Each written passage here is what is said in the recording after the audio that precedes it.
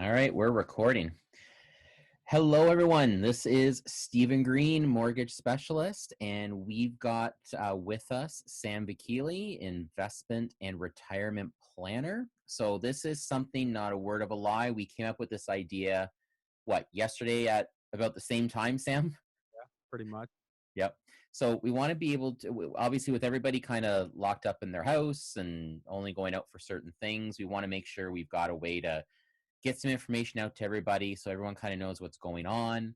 Talk about the most recent happenings out there, in the market, and just bring the news to you.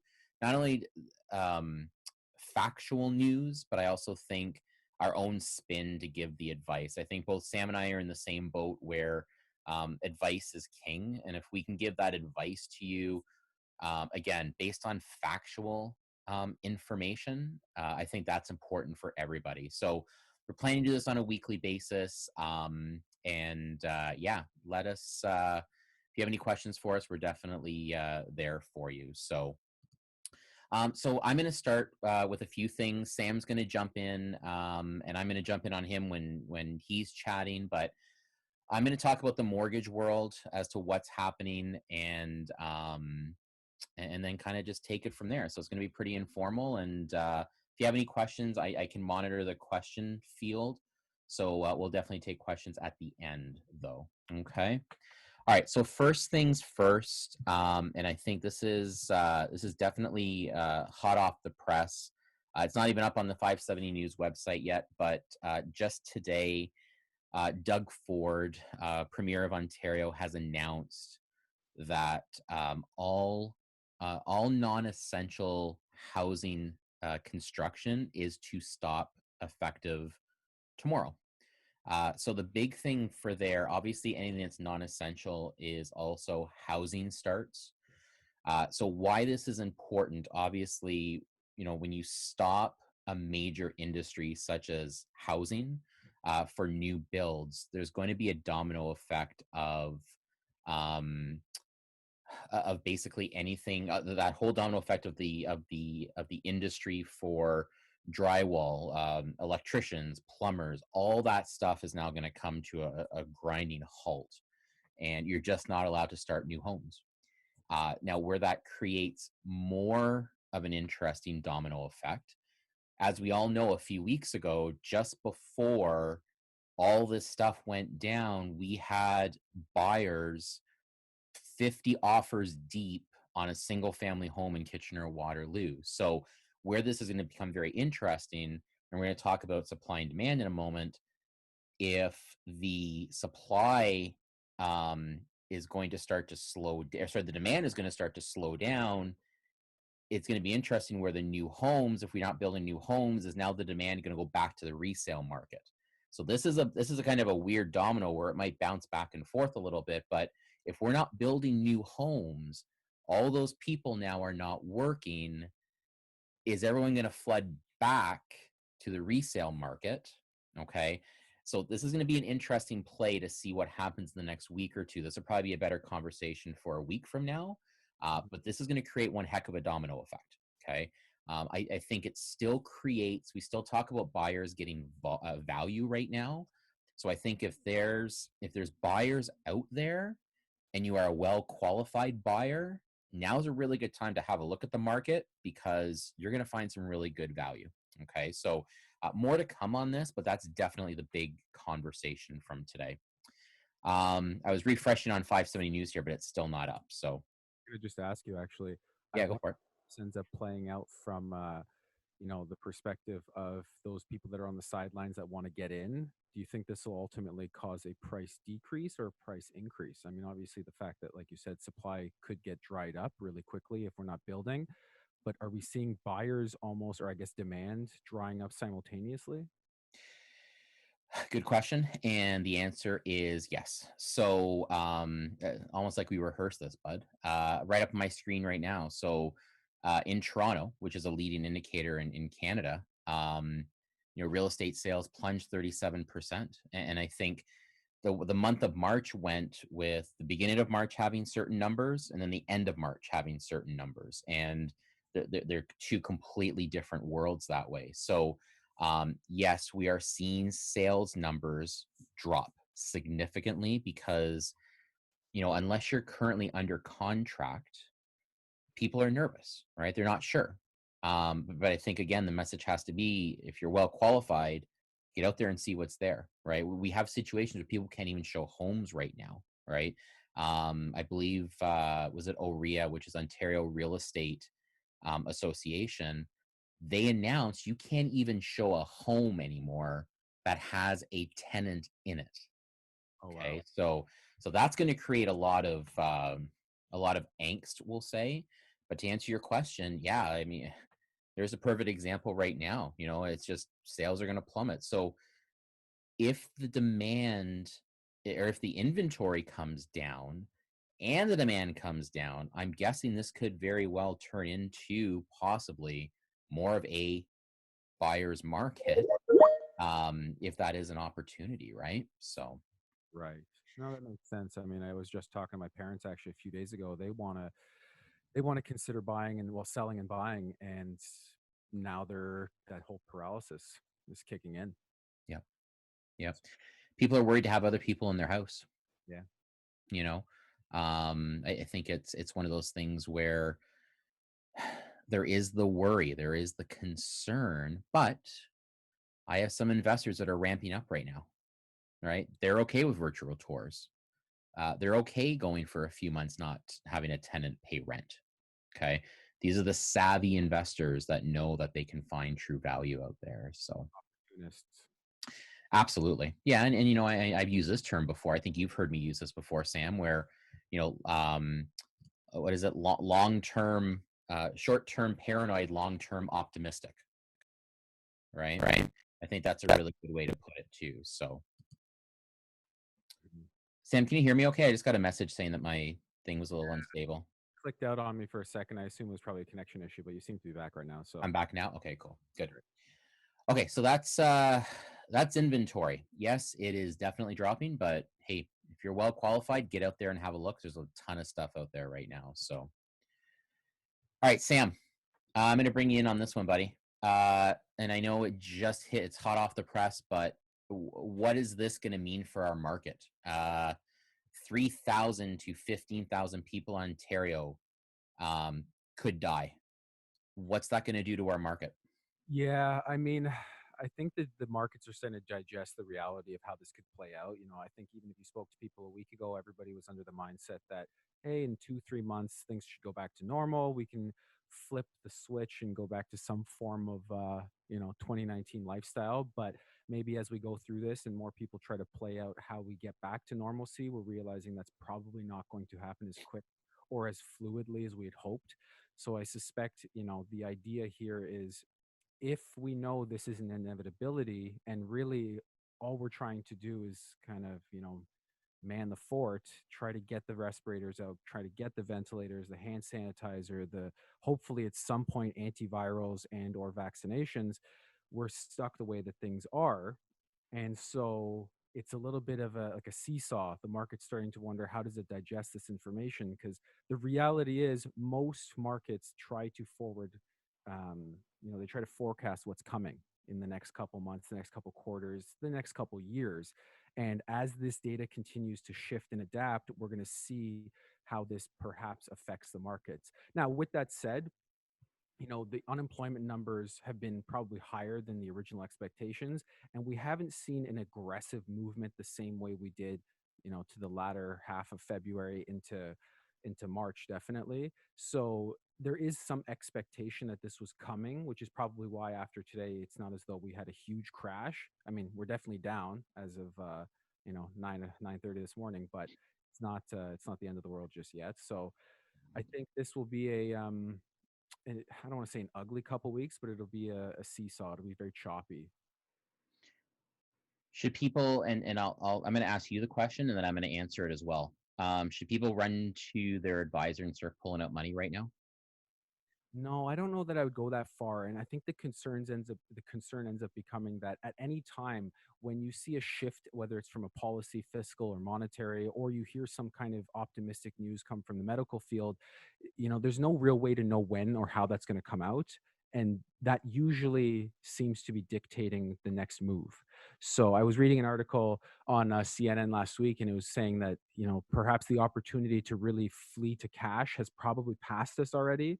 um, and in fact, a lot of, I guess, institutional investors are looking for opportunities to start buying on down days. Although, what I will say is the idea of broad base buy and hold may not be the same mindset that it has been for the past few years, because there are going to be winners and there are going to be losers that come out of this. And it's an unfortunate reality to admit, but some people are going to, or some companies are going to prosper in moments like this. So, to answer your question, I would not run and liquidate everything to cash, but I would definitely say have the conversation with your advisor, adjust accordingly, and set your expectation for what the next few months and arguably the next few years are going to look like.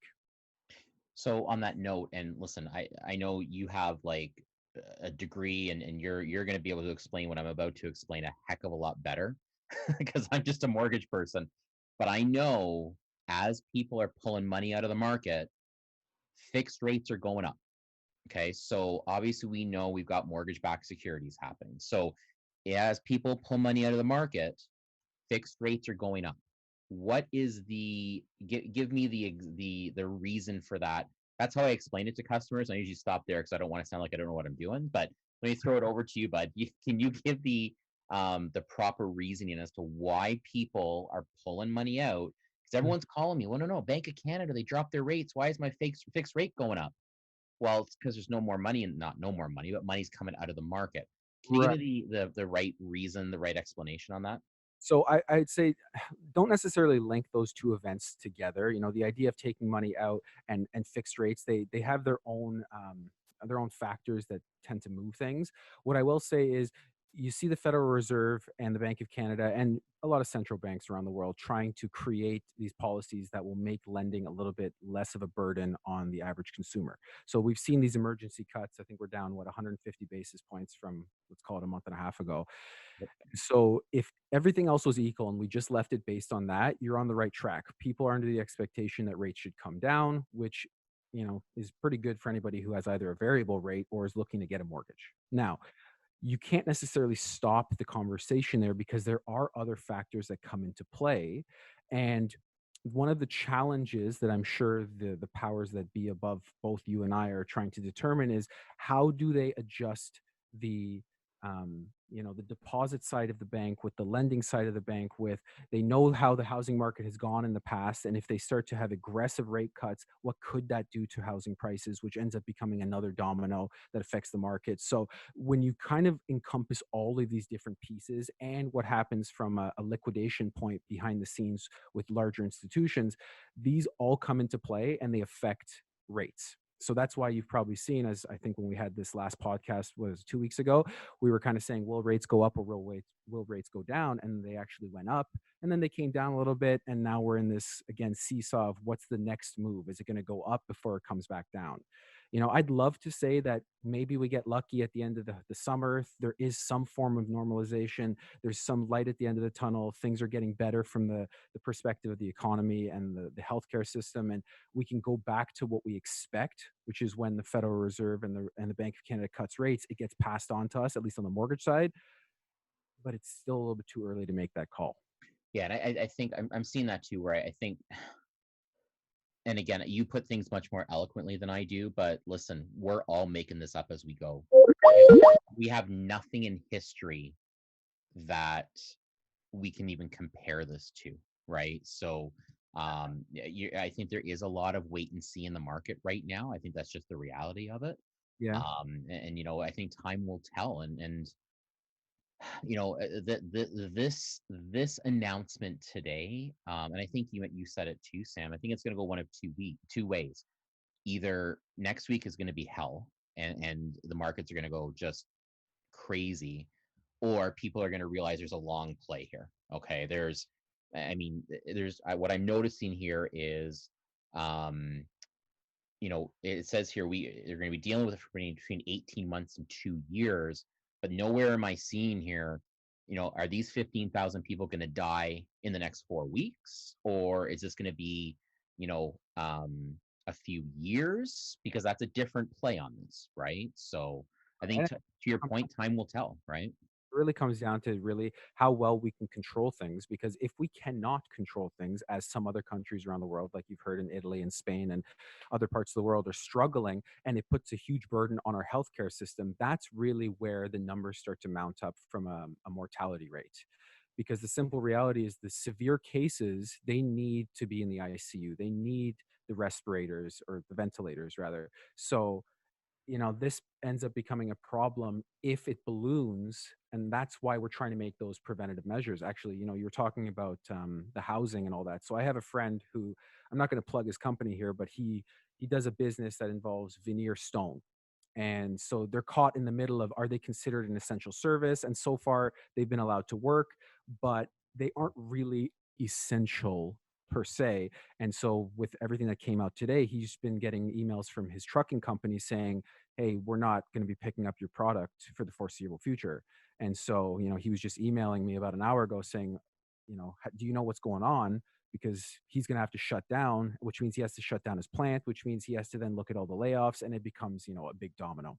Well, that's the same domino effect I was talking about around the new home builds, right? So now all of a sudden people don't need countertops, right, Right. which are granite, and if he's doing stone, there goes the domino, right down the stretch. So, And the whole idea, um, 18 to 2 years, it's not only just the health effects of it, but it's the economic effects. Because when we do finally get to a point where we can try to get back to normalcy, you're going to have to do this in a very, very slow and steady pace. Because as you've probably read in the bazillion articles that are out about flattening the curve, we can just see a second wave if yeah, we do things properly and we go back to having, big congregations of people, which is why Toronto has banned, I think they said a couple days ago, they're banning public events until June 30th, if I'm not mistaken. And it just becomes every day, it's one more thing after another. yeah. So, Unless you live in Brampton, you can have a backyard party with 20 people. Now that's the most expensive party I saw with the $100,000 fine that they had. But yes. unless you're in Brampton, I guess that doesn't apply to you. But that's a whole other podcast. So. All right, I want to talk about this because again, I think with this weekly show we're doing, I want to deal with some of the myths and the wrong information. For the first time in a while, I'm hearing people don't even want to be on Facebook anymore because of all the wrong info that's out there. Okay, Mm. folks. So you heard it here first. These are the facts around deferring mortgage payments. First and foremost, your credit score is not impacted. Okay, so defer if you need to. We're going to talk about that in a second. Defer if you need to. Your credit score is not impacted. It is a bank authorized deferment. You're okay. Okay. Now, with the deferral program, so you know, it is a case by case basis. And you have to understand that when this was first announced, it was announced as everyone gets 6 months free. That's what everybody heard, right? Sam, when you talk to your wife, right?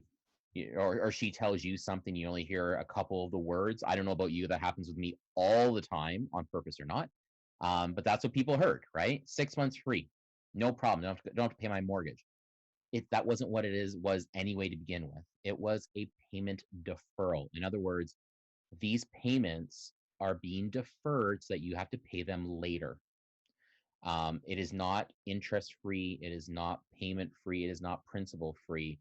Yes, the interest and the principal are still owed. Yes, the interest is deferred, added to principal. Yes, if you want to look at it negatively, it is interest on interest. However, you have to remember this is why it's a case by case basis. People want to know, or the bank wants to know, do you need this? Are we gonna, if you call and say, hey, I work for Air Canada, my wife works for WestJet, here's your 6 month deferral. I don't really think there's going to be a big issue with that, but they're trying to avoid everybody who's calling in who are still working, right? I mean, Sam, you and I are still working, right?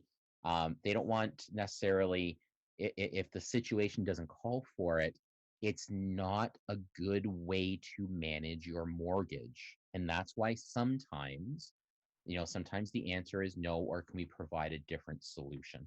Okay, so that is payment deferral in 2 minutes or less. And I think that's really important for people to understand. That payment deferral is if you need it.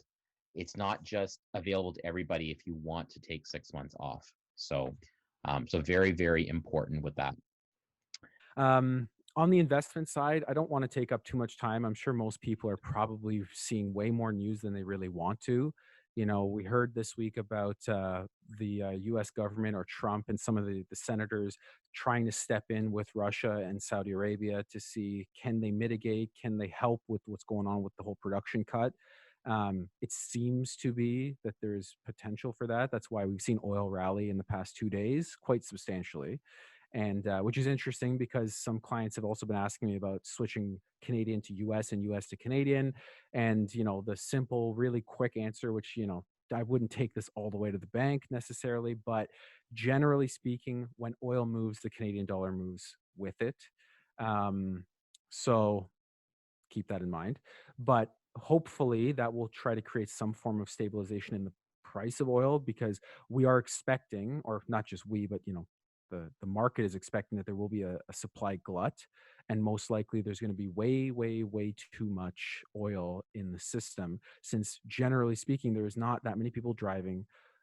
Businesses are being shut down, production industries are being shut down, et cetera, et cetera. So I don't suspect, the price of oil to skyrocket, but hopefully we can see some form of normalization, because the last few weeks has been weirdly low. So Well, I'm seeing 65 cents a liter. And listen, I was a little bit frustrated this morning when I went out and it was 74 cents. So I same. don't know where they're getting these prices, but I'm getting pretty used to the 64 cents.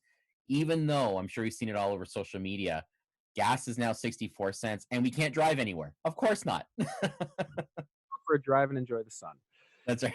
Well, so that's on the oil side of things. We'll see how that goes moving forward. That'll definitely have it'll have an impact on both your market portfolio, how you treat your conversion, and just the general world around us.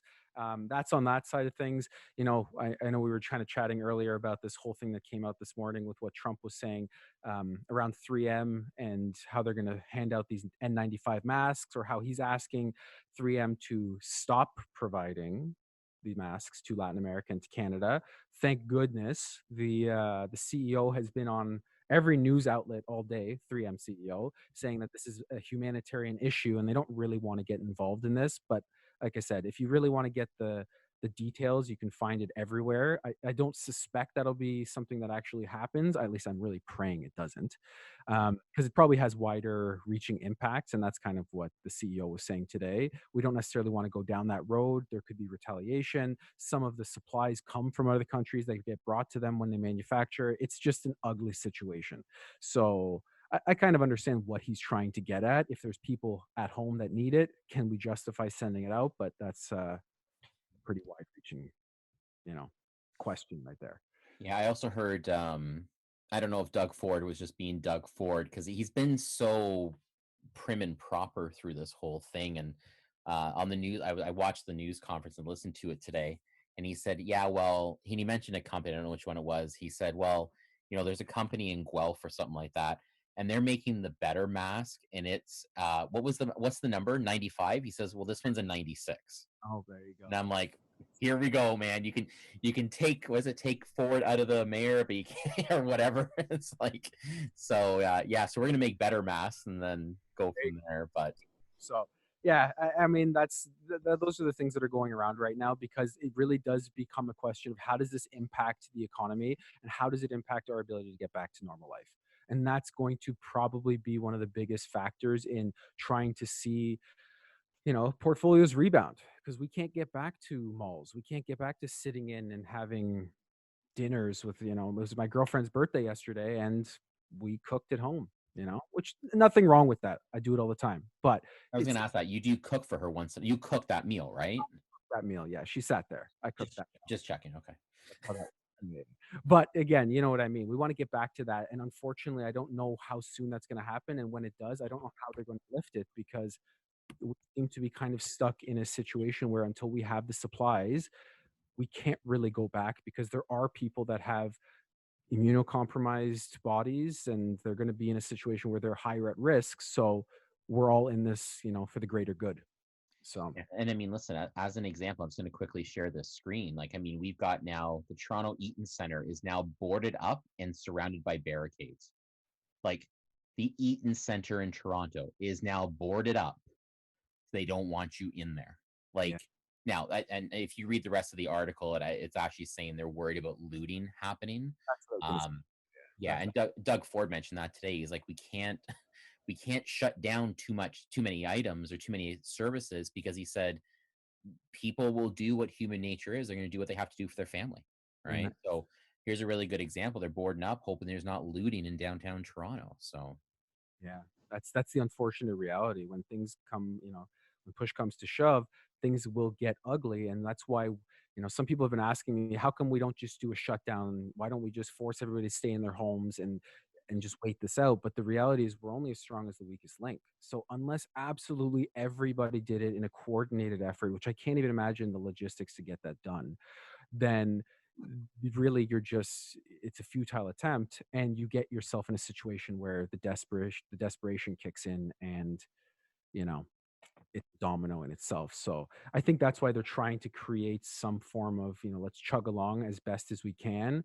And if it gets down to it, we may, who knows, next week we might be talking about a full lockdown, or maybe 2 weeks from now. But yeah, the critical and the essential or critical services, however you want to describe it, they need to survive and they need to exist for the greater good. yeah. One thing hot off the press here: Ontario cannabis storefronts to close, but the online sales will continue. If you thought you were enjoying your time at home because the pot shop was open, you better make sure your online sales are in right now. So just thought I'd throw that out there. I don't think that's going to have a huge market impact in your world. Correct me if I'm wrong, but yeah, get your pot stuff in ASAP. But what about the LCBO and the beer store? That's the bigger question. Well, and now having said that, all kidding aside, they can't. So did you hear about why they cannot shut down the liquor store and beer store? I did not hear, but I could probably make an assumption. Okay, what's your assumption? And I'll tell you what I heard. I don't think people fare well when they don't have access to their vices. Yeah, and more so, yeah, so that's correct, and more so to that, and this blew me away, but it's true.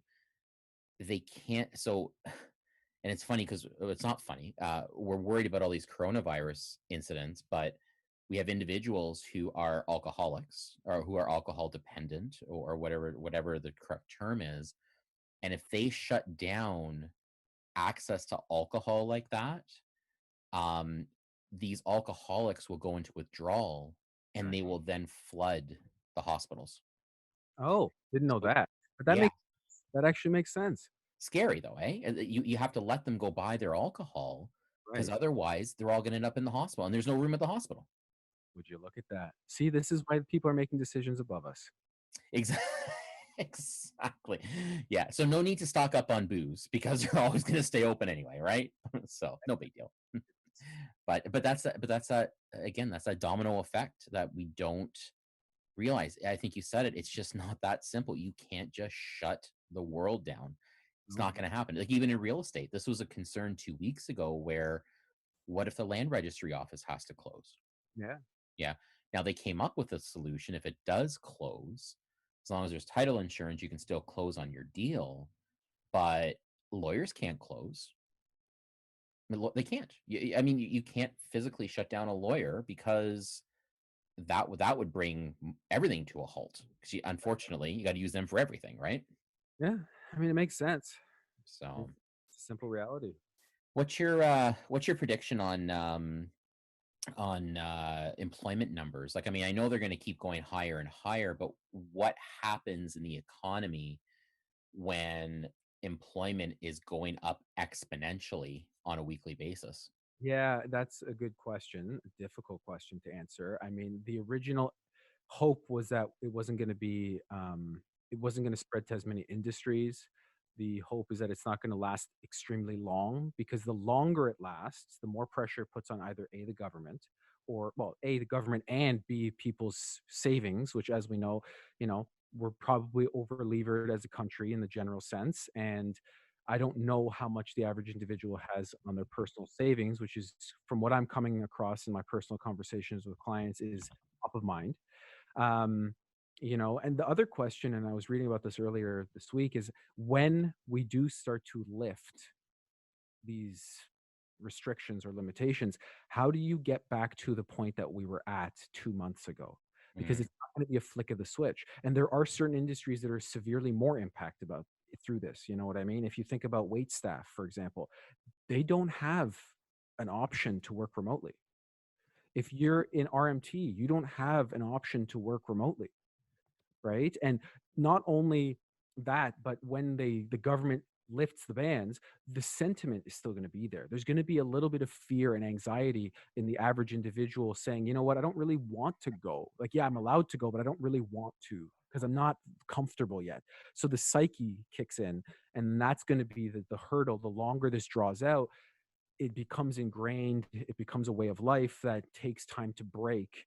And so then you're going to have unemployment numbers stay elevated for longer periods of time because they're now saying, okay, well, this is probably going to be, well, not probably, it is definitely going to be the highest unemployment rate that we've seen in the post war era. So definitely since the Great Depression.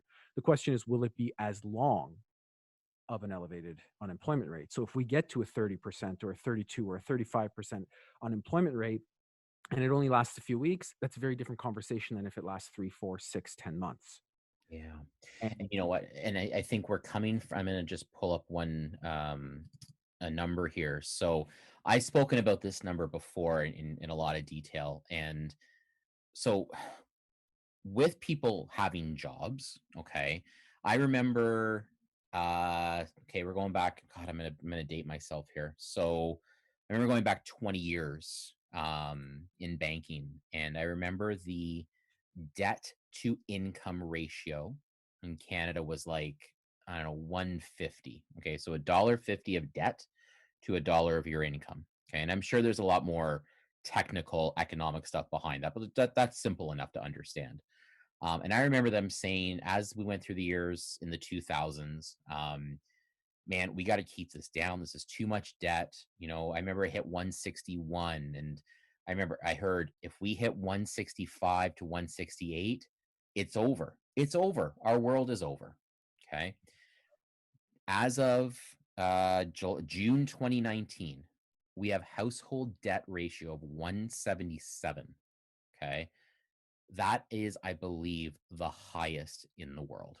And so if all of our employed individuals, as of February 2020, had all of this debt and now they're unemployed, don't have to be a genius to figure out what's going to happen here, no, you and know? it puts pressure on the banking system. It puts pressure on the government. It puts pressure on everything. Yeah, exactly. And so, and that's where it's, you know, it'll be to your point. It's not going to, this is again, we've never seen this before. We're going to see what happens when we come out of this, but it will be slow because I thought about this. I was telling my wife the other day, I said, we like on a special occasion, we like to go to the keg for a dinner. Okay. Couple of steaks and we're set. Oh, sweet. And I said, I can't wait to go do that. And she's like, well, when is that going to happen? She goes, I'm not going out right after they say go. There you go. I never thought about that. I'm thinking the first time they say go out, you can get out of your house. I'm going to be the first in line at the keg. But she's like, I don't want to be. I want to see what happens. So that's going to be there. It's not going to happen right away. And then if people have all this debt, it's going to take a little while to recover, right? That's that's what it is. And there's going to be a disproportionate amount of people that are affected, right? There are some people that are fortunate to be able to either work remotely, or some people, oddly enough, are actually prospering through this. I have a friend who is in the real estate business, but he does those virtual tours. And he said that in the last 2 weeks, he's never seen this much inquiry and this many purchases because everybody knows now, as a real estate agent, you have no other option. Yeah. So that business is prospering, but there's going to be some people that are disproportionately affected by this, and it could take longer for those people to bounce back, which means it takes longer for those people to get back to spending money. It has a huge effect. Yeah. And listen, I mean, I've been busy. uh I've had quite a few 18-hour days over the last few weeks. And I'm putting applications into the system. I'm not dealing with the sad news yet. I'm still pumping apps into the system. We're still doing refinances. We're still doing new purchases. Again, for the individuals finding value. Okay. We're still moving along. Now, I've also been doing mortgages for 10 years. So I do have a 10-year client base, but that is out there. Like the people are still doing stuff. So to your point, there's gonna be a lot of new industries that are coming alive. I know, like with our bank, right? We just started what we call e-signatures on the mortgage side. So now we had a joke about this. We never have to see a customer in person ever again. Everything can be done by video, and here's your forms, sign them. There you go. So you're right. I mean, what happened with Zoom? I should find the Zoom statistic where what are they up there? They went from like 10 million users to 200 million users. And now have they been hacked a bunch of times because of it? Absolutely. But you know, I'd love to be a Zoom salesperson right now. I'd be making a lot of money. Good. Yeah. So all right, bud. Listen, we're at about 42 minutes. Awesome conversation. Do you have anything else you want to add? No, I think I'll leave it at that for now. I mean, we could probably sit here for hours and just bounce things off of each other, but we'll probably be doing this again next week. And obviously, for anybody that wants to hear more details, they know where to get us. And yeah, Yep, absolutely. And this is our first one, so we're kind of winging it as we go along. So maybe next week we'll have proper title stuff and frames.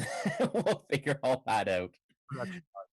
Yeah, and I'm still gonna be in a hoodie or a t-shirt because that's working from home, baby. Soon I'm going to be in a hoodie. That's Yeah, that's right. You're an investment guy. I'm surprised you're not in one already. right. All right, folks, thanks for listening. And if you've got any questions, you definitely know where to find both of us. So thanks so much. And again, stay safe and stay healthy.